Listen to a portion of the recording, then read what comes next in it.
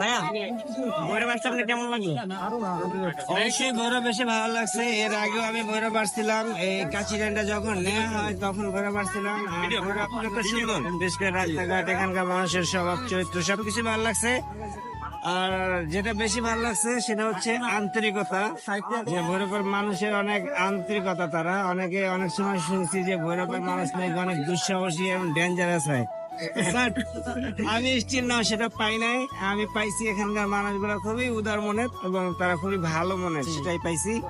So, আর কি বলবো, ভৈরব নিয়ে অনেক উন্নত আছে, ঠান্ডা বিরিয়ানি তো আরো দরকার ছিল অনেক উন্নত হবে। একটা ভৈরব নিয়ে একটা ছন্দ দিয়ে দেন। ঠান্ডা বিরিয়ানি দরকার ছিল কিন্তু। ছন্দ কি যে ঠান্ডা বিরিয়ানি। ও সান্ডা বিরিয়ানি দরকার ছিল। হ্যাঁ ভাইয়া। সো গাইস, যারা সান্ডা বিরিয়ানি খেতে চান ভৈরববাসী, তারা অবশ্যই এই ছোট ভাইয়ের চ্যানেলে বলে দিবেন যে আমরা সান্ডা বিরিয়ানি খেতে চাই, তাহলে ভৈরব ভাই ভাই তোমার কোন তো উঠে গেছে ভাই।